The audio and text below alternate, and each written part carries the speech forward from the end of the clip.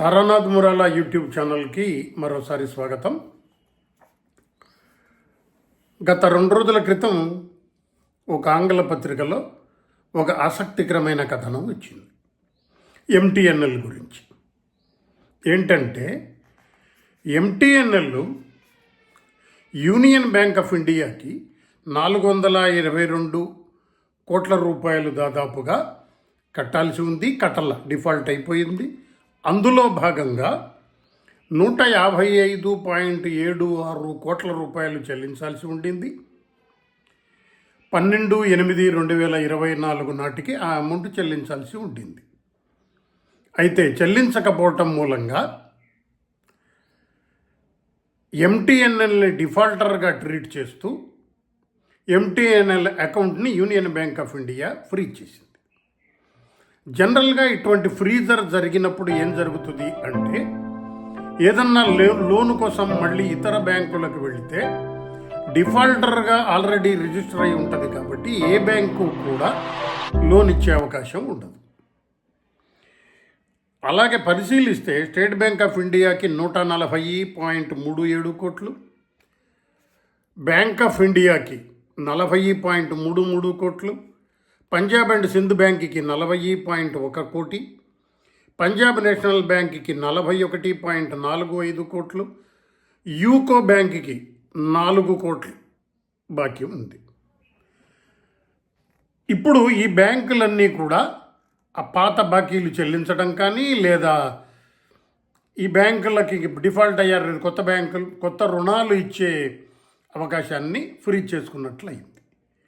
ఇదే విధంగా మొత్తం టోటల్ ఎంటీఎన్ఎల్ అప్పులని పరిశీలిస్తే 31,944.51 కోట్ల అప్పు మొత్తం ఎంటీఎన్ఎల్కి ఉంది. ఇందులో కేవలం బ్యాంకులకి బాండ్ల రూపంలో ఆ రూపంలో కాకుండా తీసుకున్న డబ్బులు, సెక్యూరిటీస్ ఇటువంటి రూపంలో తీసుకున్న డబ్బులు కాకుండా, ఆస్తులు తనఖా పెట్టి ఇటువంటివన్నీ తీసుకున్నవి కాకుండా కేవలం బ్యాంకుల దగ్గర తీసుకున్న రుణాలను మాత్రమే పరిగణలోకి తీసుకుంటే 7,873.52 కోట్ల రూపాయలు బ్యాంకులకి ఎంటీఎన్ఎల్ రుణాలుగా ఉంది. అయితే ఇటీవల సావరణ గ్యారంటీ బాండ్స్ గతంలో 8,500 కోట్లు, 10,000 కోట్లు అట్లా ఎంటీఎన్ఎల్, బిఎస్ఎన్ఎల్ తీసుకున్న సంగతి, వాటికి సవరణ గ్యారంటీ అంటే ఒకవేళ వీళ్ళు డబ్బులు కట్టలేకపోతే ఆ డబ్బులు ప్రభుత్వం చెల్లిస్తుంది అని ప్రభుత్వమే గ్యారంటీ ఇచ్చి అప్పులు ఇప్పించిన సంగతి మనకు తెలుసు. అందులో భాగంగా వడ్డీ కట్టాల్సి వచ్చింది ఎంటీఎన్ఎల్.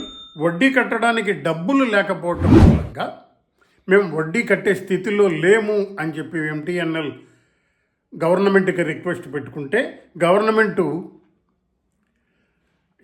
సావరణ గ్యారంటీ బాండ్స్ మీద కట్టాల్సిన వడ్డీలని గవర్నమెంట్ ఆఫ్ ఇండియా చెల్లించింది.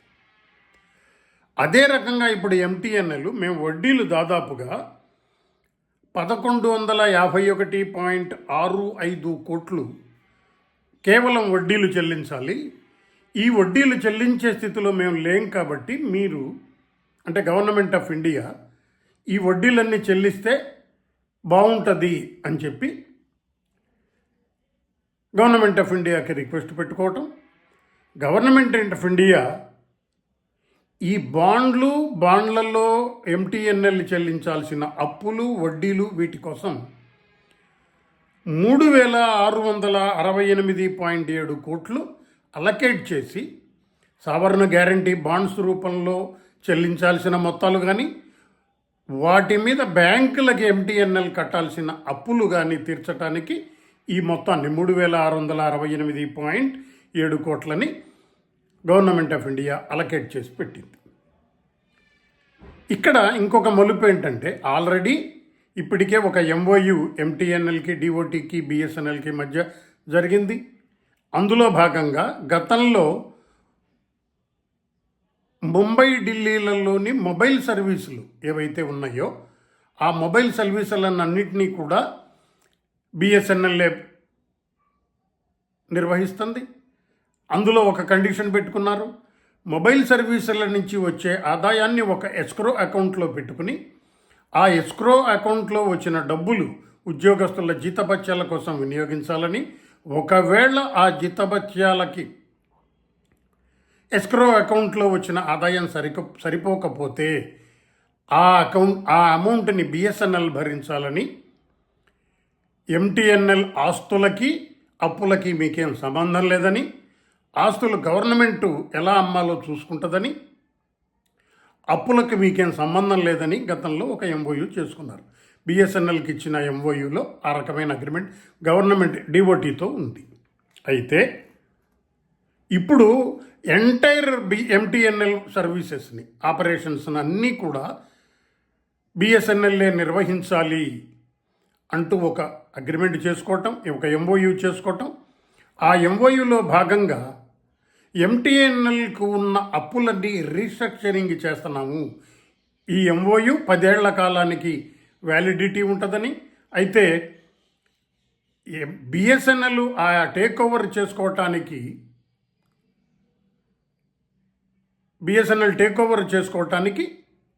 ముందుల అప్పుల రీస్ట్రక్చరింగ్ జరగాలని, అప్పుల రీస్ట్రక్చరింగ్ జరిగే క్రమంలో కొన్ని ప్రతిపాదనలు డిఓటి ప్రధానమంత్రి గారి ఆఫీస్కి పంపించడం,